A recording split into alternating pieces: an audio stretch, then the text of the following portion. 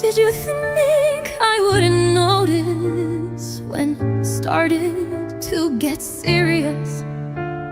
The lies you hid behind each night, the lies that made me furious.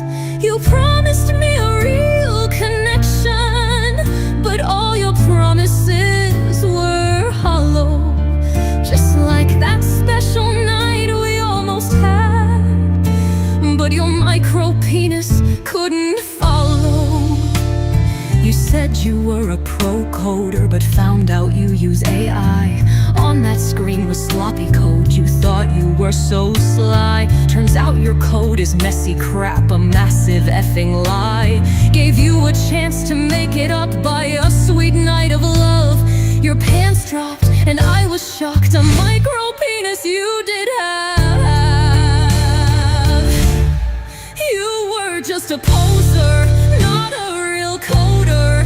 You say you love Rust, so how can I trust any word out your mouth? As your size down south is the same as your skills.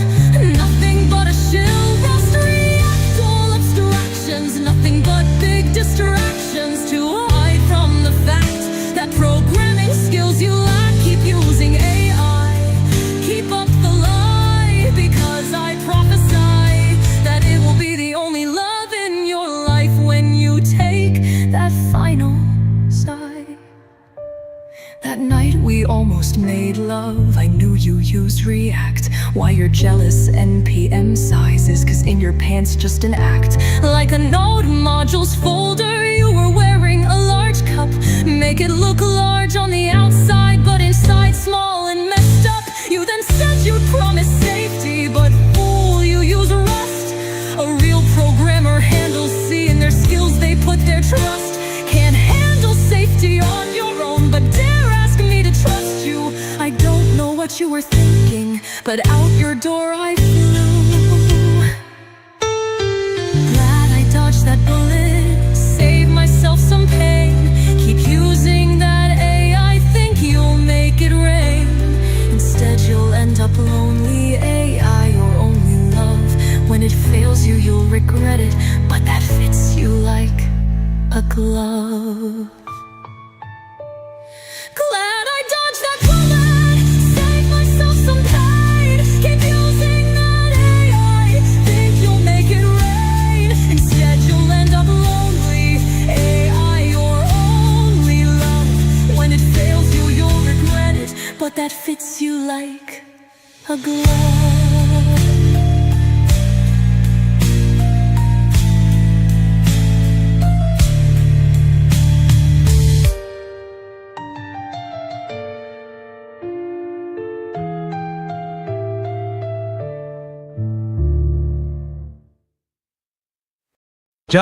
Johnny asked me out today, said he's a coder man.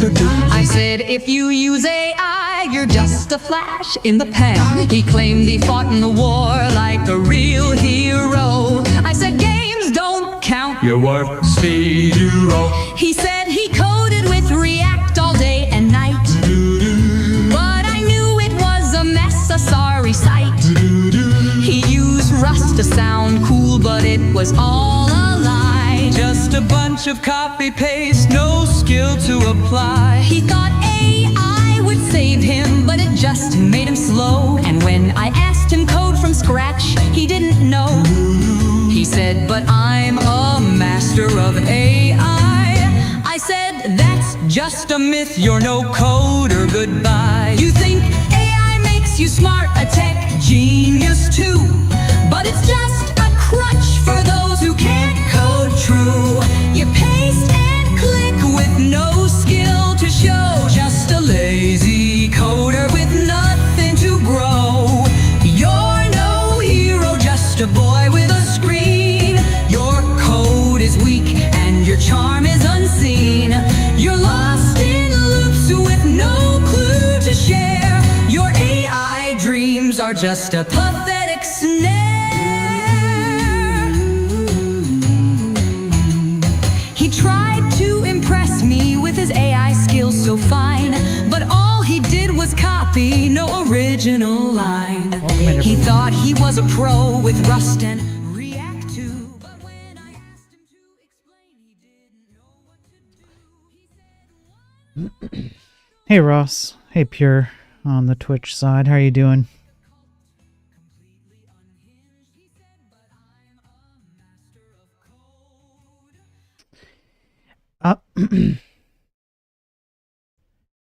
I don't understand why, but I play the Twitch ads up front and then Twitch just plays them twice. It's so strange. I don't get it. So if anybody sat through ads when they first joined and then gets hit with more ads now, I apologize in advance. I don't know why Twitch does that.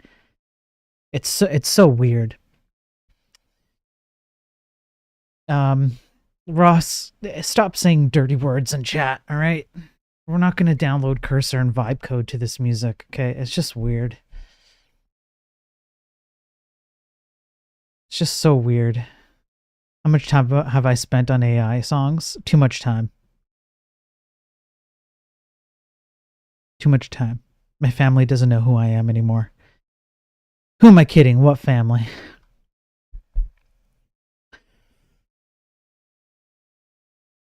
Can't help it, you have a microstack. I know. I know. We all know, Ross. We all know. Okay, let me get the. I guess I'm just gonna wait for the Twitch ads to finish again. I don't know, but for everybody watching on the other platforms, I appreciate you being here and watching. I'll give this a few minutes. I'll just chat idly about nothing for a little bit until these ads are over, and then we'll get into it. It's going to be a short one. God, that's so strange. I don't know if it's anyways, I'm not going to worry about it.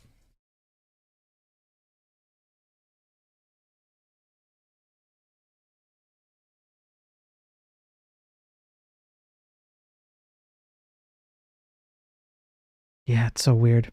Anyway. Okay. Yeah, how you guys doing? Hope everyone's doing well.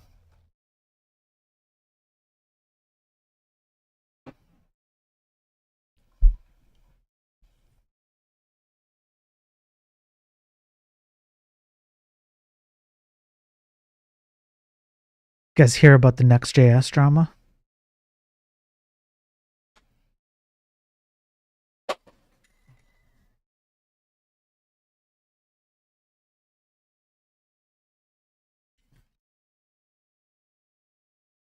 It's so fun. The NextJS drama is fun.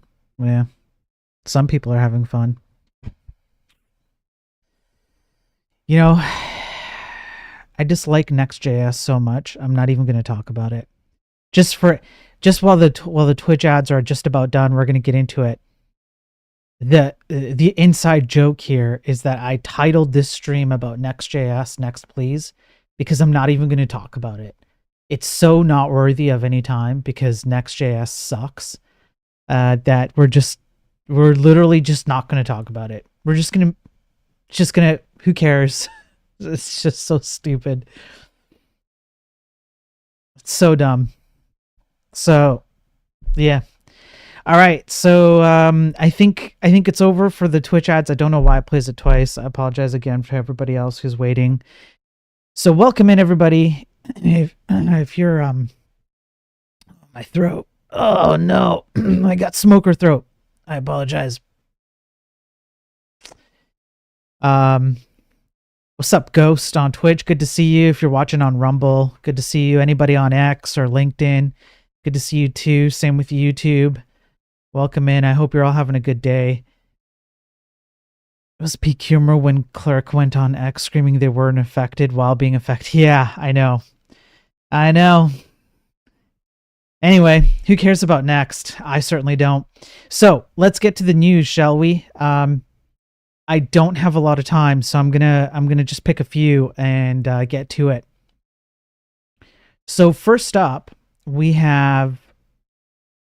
Let me switch camera here. There we go. So first up, we have DeepSeek coming out with V3, the new version of DeepSeek. And I really love bringing this up. The reason why is because it's kind of like a really nice crossover between AI being kind of a mostly terrible blight on society, but then also simultaneously allowing other groups of people who do not have the same goals that North American tech seems to have, which is just vibe coding, feeling good, your experience, blah, blah, blah. And this AI model just keeps getting better and better and blowing everybody out of the water because they focus on what should matter when you're running a piece of software, which is performance. If you're going to do AI, at least get that part right. And these guys from China are doing it, and they're completely demolishing what we're building over here in the West. And this is going to be a continued trend, I think. Other nations, other groups, other companies in other parts of the world who do not care about your feelings as you write code are going to outperform anything that we create here, and we're just going to be shooting ourselves in the foot. So I asked DeepSeek to tell me about itself, what's new about V3, and so it told me, and I had to go and look up some news releases on whether or not the claims here were true. Most of it is true. It was pretty accurate. There might have been a few things that it kind of inferred or deduced or whatever you want to call it from the news releases, but generally it got it pretty right. And for the most part, you can summarize it as it's faster, it's better, it's faster, and it's just going to continue because these guys actually care about the important things that everybody in the software industry should be caring about. If you want to try it out, there's the DeepSeek website, and go look up the news articles yourselves. It's an interesting piece of tech, to say the least. Up next, I thought this one was interesting. The Unitree Go 1 robot dogs can spy on you. Secret backdoor discovered. So if you own one of these, which is just a robot dog for your house, it's a popular consumer grade robot dog, which contains a pre-installed and undocumented remote access tunnel service. Security researchers at Berlin startup Think Awesome GmbH have discovered. Anyone with a single API key and default credentials of pi/123 can control the dogs and access their camera remotely. It's just pi123, bro. That's it. The four-footed robots from Chinese company Unitree Robotics gained popularity due to their low cost, which ranges from $2,500 for the Air model to $8,500 for the EDU version, marketed to universities and researchers. While the robots differ in hardware components, software-wise they all run the same system. The software development kit of more expensive models allows developers to access high and low-level commands. Researchers found that the dog's brain is a Raspberry Pi mini computer, which launches several proprietary services on startup. After checking for internet connectivity, it also starts the CloudSail or Zeshi tunnel service. CloudSail is a remote access tunnel service developed by Zeshi technology, primarily targeted at Chinese markets. The service is designed to provide NAT traversal and remote access capabilities for IoT devices, industrial equipment, and other network systems. So I would just like to know the backstory about how this was discovered. I'm wondering if Andreas here, who this seems like a very Greek name, or Kevin Finister, I'm wondering if one of these guys was like maybe caught, maybe with their pants down, so to speak, or literally. They're like, wait a second. How you bros catch me? How I be caught? And then they had to go look up. Oh man, like you can just imagine them digging through like all the different things in their home trying to look for the thing that caught them.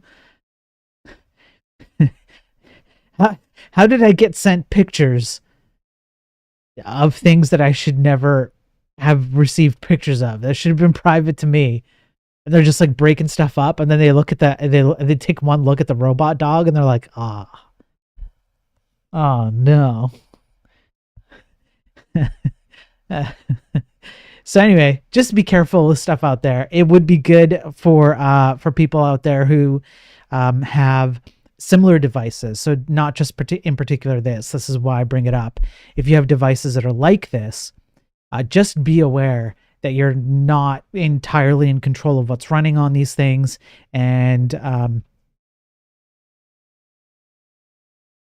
just be careful what you do in front of devices. All right, because there are definitely people who will exploit the fact that these things are just purchased without second thought and used around the home for all kinds of reasons. Okay, so just be careful out there. Next up, if your information, if you've ever used 23andMe,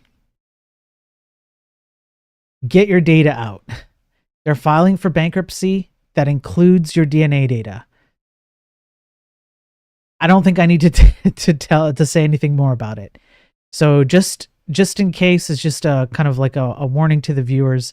If you have used 23andMe, get your data out. There is a link to deleting your data, requesting your data to be deleted. So make sure you do that before it's out there. Once it's out there, I will make a stream, and it will just be viewing people's 23andMe data. It'll just be a 24-hour stream of 23andMe data. All right. I would like to also bring out that Casey Muratori did an interview with the Zen chief architect, Mike Clark. So if you're interested in hardware architecture and how it relates to the stuff that typically my viewers do, which is more software based, but if you want to have a deeper dive into hardware architecture and what's happening under the hood with different types of architecture, CPUs, GPUs, all that stuff, this was really good. I just thought it would be worth mentioning that this article is out there, and it's pretty new. I think it's today. Yeah, today. It's a good one. So just wanted to call that out because I think it's something that more programmers need to know about. So I would definitely recommend you read it. If there are terms that you do not understand, I highly encourage you to just stop when you run into a term you don't understand. Go look up the definition. It's great. And there's a tidbit in here about a hardware diagram that will say a lot. So that's all I'll say. There's a lot of good stuff in here. Okay, up next. Chinese Weaver Ant hackers spied on telco network for 4 years. That's kind of a cool picture. A China-linked advanced threat group named Weaver Ant spent more than 4 years in the network of a telecom service provider, hiding traffic and infrastructure with the help of compromised Zixel CPE routers. Researchers investigating the intrusion found multiple variants of the China Chopper backdoor and a previously undocumented custom web shell called in-memory that executes payloads in the host's memory. So they even show some of the code that was being run, and you can see they basically used a DLL and pretty much leveraged it to get access to the telecom network.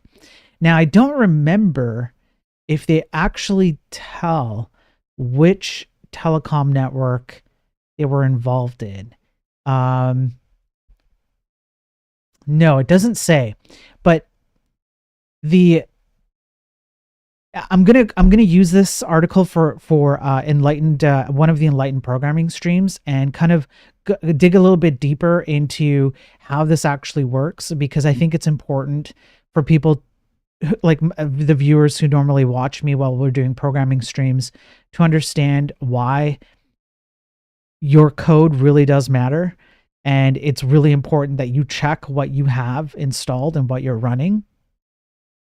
And the that includes external factors. So like perhaps what router are you running, for example? What other hardware might you have as part of your development flow that might be open for compromise? These are things that we take for granted. We don't really think about them very much, but you never know when one of these could be compromised. And the programmers are essentially one of, if not the first line of defense. Kind of depends on the situation, but we're right there at the front lines of making sure that these things don't happen. So I'll dive deeper into it, but also just as a general thing, just be careful. You have no idea who's listening and receiving your traffic. You really don't. The fact that this went unnoticed for 4 years is pretty damning, in my opinion. Why did it go unnoticed for 4 years? How did it become noticed? And then just to bring it up to one level higher, I often talk about things that never become noticed. And I've gone through this on other enlightened programming streams where we go over the academic, the statistical, the scientific data on security issues, and how many of them will either go unnoticed for sometimes up to 10 years. And then even when they do get noticed, it can take several years for them to get fixed to begin with. This is a really bad state to be in as an industry. And nation state actors are more than happy to leverage our lackadaisical or laissez-faire, blasé-faire. How do you say that? I probably said that wrong, but you know what I mean. We're kind of chill, laid back. We don't really concern ourselves with these things. We just vibe code and AI code and press tab to auto repeat or auto complete our code. We don't really give that much attention to these things, but they are very serious and extremely dangerous to the well-being of many people. So at a higher level, this is really, really important. I also wanted to bring up this one. You know what? Nah, screw it. I just don't care about Next.js. Honestly, I'm not even going to talk about it. Who cares? Next, please. Okay, next up. Mobsters now overlap with cybercrime gangs and use AI for evil, Europol warns. Organized crime networks are now reliant on digital tech for most of their activities, according to Europol, the European agency that fights international crime on the continent and beyond. I've seen them do good work in lots of movies. Yeah, Europol and Interpol too. Yeah, in movies they do good work.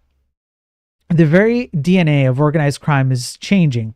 Criminal networks have evolved into global, technology-driven criminal enterprises, exploiting digital platforms, illicit financial flows, and geopolitical instability to expand their influence. Makes sense. That's what I would do if I was an organized criminal.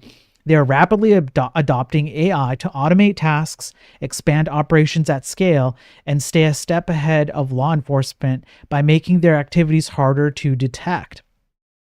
The same qualities that make AI revolutionary, accessibility, adaptability, and sophistication, also make it a powerful tool for criminal networks. Who'da thunk it? Evil crimes rooted in the physical world, like human smuggling or drug trafficking, almost always come with a digital component. The internet has become the primary theater for organized crime, while data is now the new currency of power, traded, stolen, or exploited by criminal groups. The report also highlights how organized crime, supercharged by technology, has become a more potent threat because its activities undermine the European Union's institution and social fabric. Criminal networks are increasingly operating as proxies in the service of hybrid threat actors. No specific nations are named, but it's not hard to guess where the fingers would point. So they just sell themselves to other nation states, which use them to, push ideologies or other propaganda or whatever it might be. Oh, and look, there's a Chrome critical vulnerability that was fixed. That's great. So this I thought was a good one for today because I've often, not just myself, but several others have often talked about the lack of conversation around the downsides of AI. AI hypers who say AI will pave the way for some kind of utopia do not tell you all the downsides of AI and how it can be used for negative things, and how you might be able to combat those even. Well, you can't even have a conversation about how to defend against negative uses of AI if you don't even bring up that AI could be used negatively. And all you do is you say everybody should jump on the AI train because it's going to be nothing but positive. And it's simply not true. These things do have use cases, like AI is what I'm talking about here when I say these things. They have use cases where they're quite good at something. They're efficient. They do it really well. They do it better than a human. Absolutely, these scenarios exist. You have to remember that if they exist in the positive, then they can also exist in the negative. And we see an example of this right here. We really have to be careful about what we're hyping and what train we're jumping on. At the very least, we should be having a conversation about the negatives so that we can even begin to conceptualize what we can do to mitigate them. Obviously, you can't make the world a peaceful kumbaya place. Every tool has a negative use, of course, but when people just, push the it's nothing but good, there are no downsides, it's not only a lie, but it's an extremely dangerous thing to overlook. So I thought I would raise this one. On a bit of a more neutral topic, 2 in 5 techies quit over inflexible workplace policies. Return to office hours and intensity of work cited as reasons to walk. This topic has actually got a lot of contention lately. Return to office versus remote work. I've seen a lot of people with differing opinions on it, and it seems like it's mostly a subjective thing. I don't think there's an objective answer where it is clear that one thing is better than the other for the most part, although there are some arguments that I think make remote work make the most sense for our particular field. 2 in 5 techies quit in the past year because their employer didn't offer requisite flexibility with respect to hours, location, and the intensity of work, a tale as old as time in the tech industry.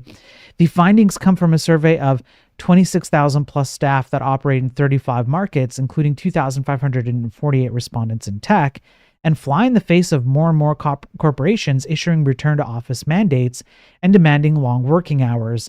This I think this hard line stance by corporations to return to office and work longer is going to very much tank a lot of corporate, let's say, productivity. It is going to ensure that the people who work with you, or that the people who are employed by you, do not trust you and do not actually want to put their best foot forward in your company. And if companies keep doing this, it will only cause more degradation in that respect. So this was done by an Amsterdam recruitment business, Randstad, and so they did a study on this. 40% of the tech people it polled said they resigned due to hardline policies, and 56% threatened to seek an alternative if their requests for flexibility were ignored. And honestly, that's what I would be doing.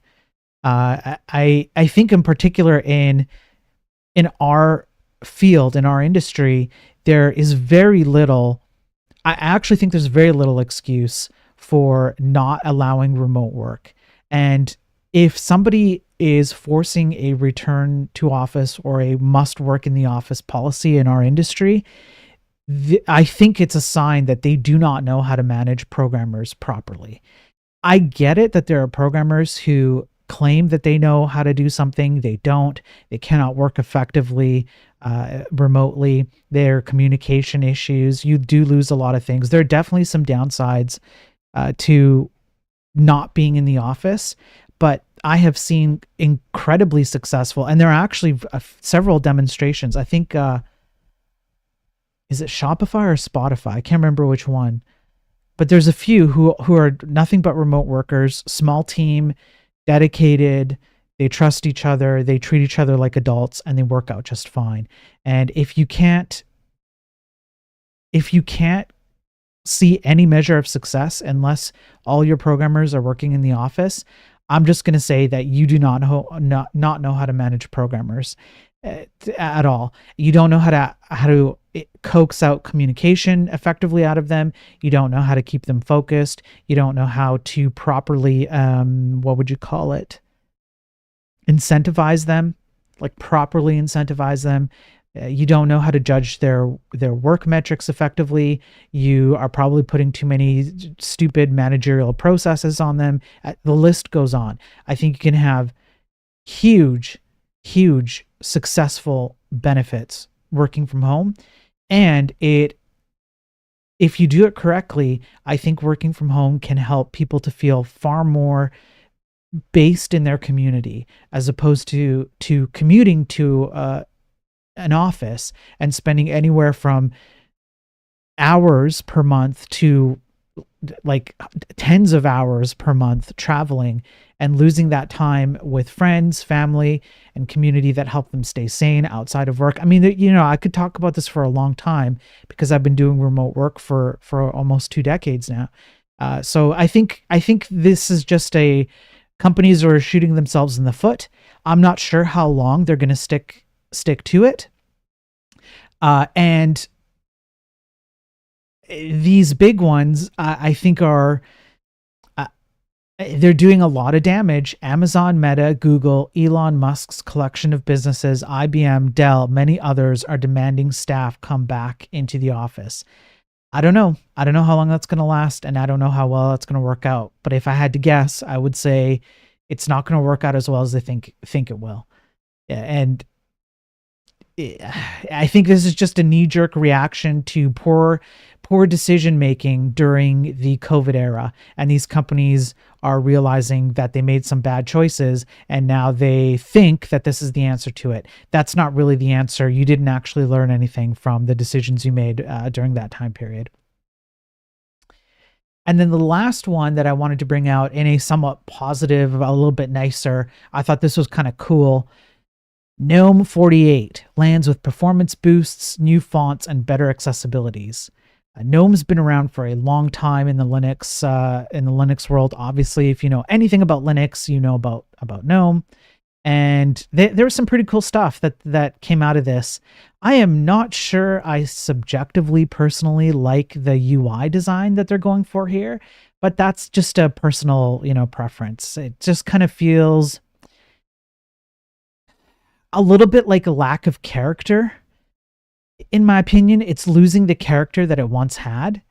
The earlier versions of GNOME there was something about them that just, I don't know, it's just personal preference here, but it is kind of nice to see some of the things that matter when you're going to do a release of a major UI system, which is, better support for like GPU operational things in your software. I think there was somewhere on here I read earlier today, there was a performance boost they made with something. I can't remember where it is. I don't remember where the heck it was. Doesn't matter. It's okay.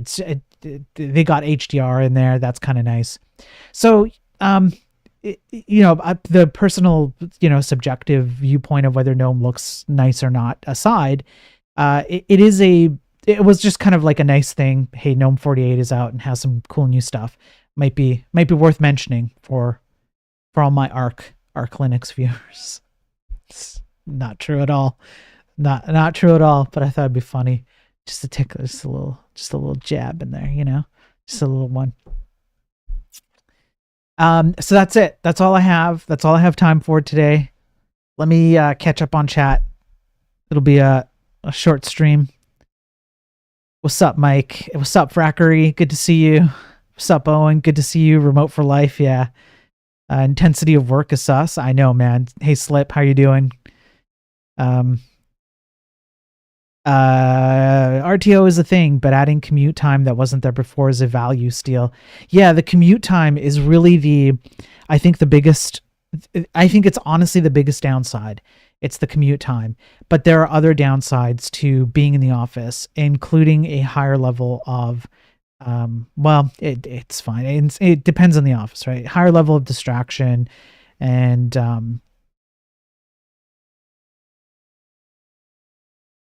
I don't know that.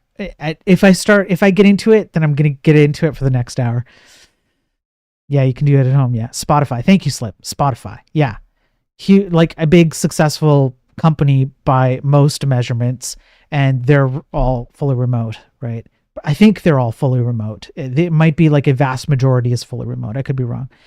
I think it's BS that remote was only big during COVID. It needs to be more remote, even though COVID isn't around as much. Yeah, I think, I'm not sure about more remote. I do think there are particular aspects of our industry that can't be remote.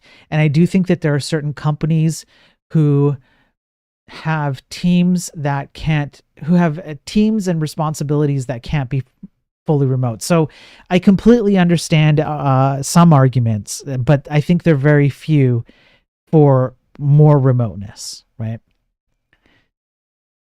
GNOME sucks. It's cartoony. Configurability is nearly non-existent. Yeah, I haven't used GNOME in a while, so I'm not entirely sure. I just thought I would bring it up because it's kind of like not sad news, right?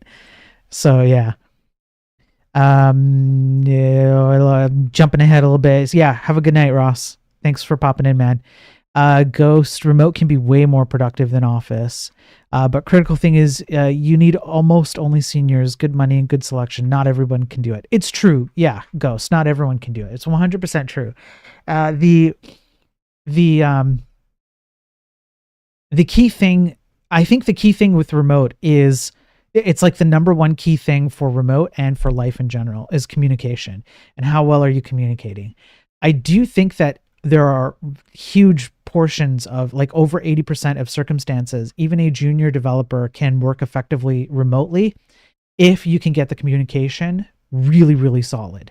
If you can't get communication down, then everyone's going to suffer, and most likely juniors are going to suffer the most. There are cases where that's not true, no matter how good communication is. There are some people who just can't work remotely there's plenty of good reasons for that, right? But I think that mostly people can, and you just have to put a lot of effort into it. And the benefits of working remotely outweigh the efforts to get there. Commute, unpack, set up, get into zone, coworker. Hey, you got a sec? Yeah, that's one of the downsides, right? It is the distraction, and there's definitely more politics at play when you're in an office. There's kind of like an implied, unspoken political aspect to things, especially when you're in the same office as managers and executives, because managers and executives play a different role than you play as a programmer. And in a way, but just simply by being there in the room with them, you're kind of thrust into that same world, but it's not your world. It shouldn't be your world. It should never be your world. Your job is essentially to just, think about problems, solve them, and then generate code that solves those problems. Their job is something completely different and has very little to do with how you do your job, aside from making sure that you're meeting particular goals and deadlines. That intermingling of, the executive walked over to so-and-so's desk, I wonder what that could be, and the cliques and all of that form and stuff, like, it's not conducive to the task at hand for programmers, right? So you do the commute, you do the distractions, you do the political games, you do, I don't know, the ad hoc groups that form in a variety of different ways. You add in some drama that you might otherwise miss. It's not necessary to have that kind of drama in the in your work that you would get in an office. So you start adding all these things up, and it's like, I don't see how pure office work is stronger than pure remote work. In-person whiteboard is hard to beat. In-person whiteboard is difficult to beat. Yes, I can agree with that. I think it's doable, but it's probably better in person. I would never push any changes at midnight if I had to work in the office. Yeah, I did that once. I was young and stupid. We all have. Don't worry, Ghost. You're not alone. We all have. I have not only brought down databases, I have I can't remember exactly. I either deleted the backups or I didn't take them in the first place. So I gotcha. Took down the database. The database just completely shut down, lost the data, could not find backups for one reason or another. So if I can do it, you can do it. If I can be that dumb, you certainly can be that dumb. Because as we all know, I'm smarter than all of you. So simply by tiered measurement, right? Yeah. Okay, folks, that's it. That's all I got. That's all I got time for. I have lots of work I got to get through this week, so this one's going to be shorter than usual.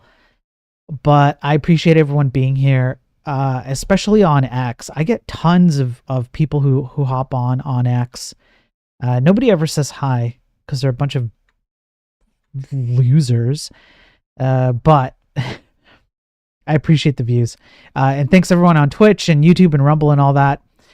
If you like what I'm doing and you want me to keep doing it, you want to help me do more, the easiest thing you can do that I would ask is just do the like and the subscribe and all that algorithm stuff that I really hate playing, but unfortunately I have to. I will get back to doing the longer building the video game streams. I have some updates on the video game. I have a ton of enlightened programming stuff. There's lots of stuff to go through. I have lots of rants about the state of the industry. I have lots of things to say. If you like what I'm saying, you like what I'm doing, definitely help me out and push all those buttons and all of that. It really helps me out. IB Loaded is IB Loaded on Twitch. That's a great name. Just give me a follow on the Twitch side, and I really appreciate that. He's doing the right thing. That's how you do it. You do the follow. Same with everybody else on Rumble and YouTube and all that. I really appreciate it. And Prax is just here to vibe. If you want to catch all the previous Daily Tech News streams, they're all on YouTube for free on the live. I am chopping up all my enlightened programming streams with all the academic and scientific data that I've done before. I'm turning them into videos, and those are all for free as well. So I'm doing a lot. I'm trying to make a difference here. IB Loaded has a question. Okay, IB Loaded, fire away before I quit the stream here. But while IB Loaded fires that question off, I really do appreciate everybody being here and hopping on for these stupid streams that I do. It's dumb, but you guys make it fun, and I appreciate it.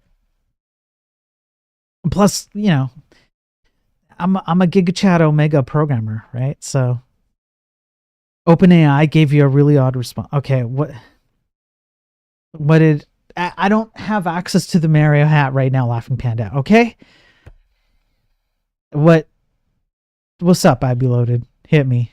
What's your question?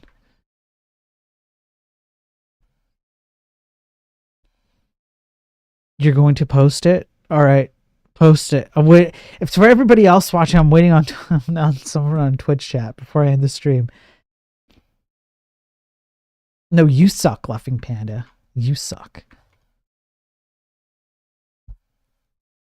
Let's see what we got.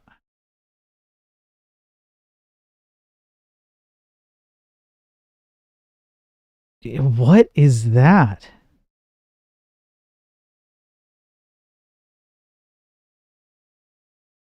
What kind of what?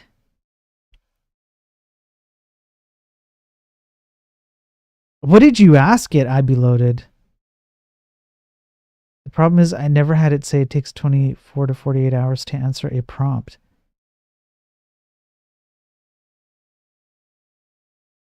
That's weird. I don't even know. You're building a quantum OS? So you were just asking it a question? I would guess, okay, IB Loaded, if I would guess that it's telling you that it's going to take 24, 48 hours to do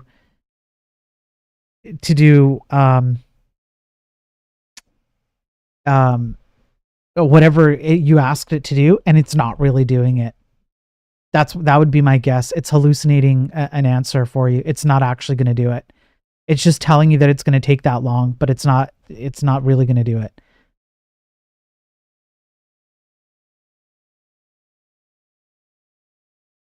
That's a really weird answer from Chat Geppetto. Like if I show it, this here, that's odd.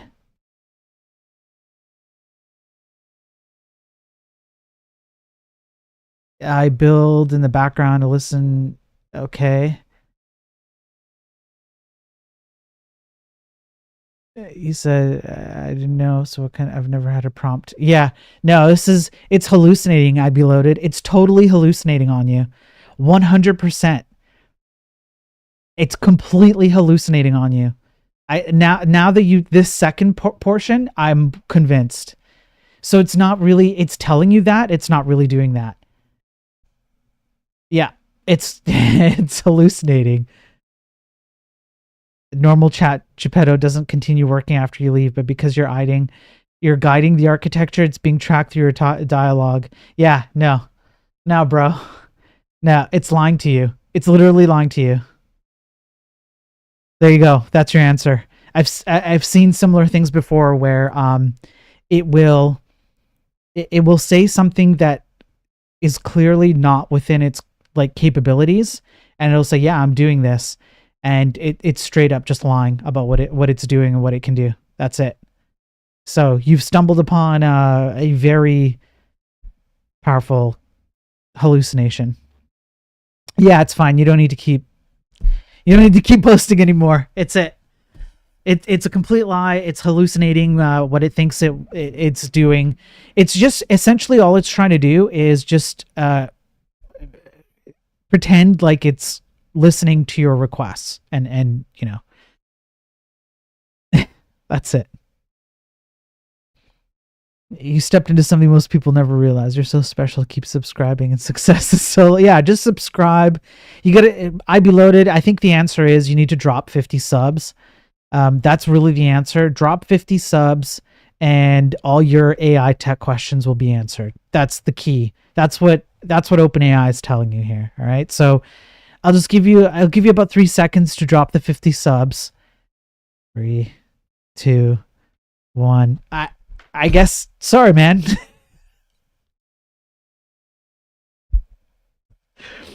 I guess you're not getting your answers.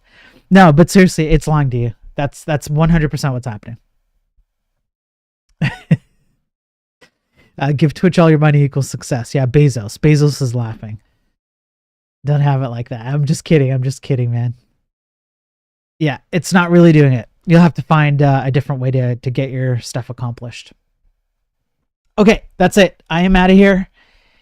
Thanks, everybody. I appreciate it. Again, definitely help me out with those likes and subs and all that. The reshares, the reposts, it all helps out. I will be back tomorrow for another Daily Tech News stream. I will probably be on for a longer stream this weekend, probably on Sunday. That's currently the goal. And it might be an enlightened programming one followed up by a video game one. I'm not sure yet. I'm working on it. We'll figure it out. Depends on schedule. But I will see you guys again tomorrow. Have a good day. Have a good night, wherever you are, whatever you're doing. You guys are awesome. Peace.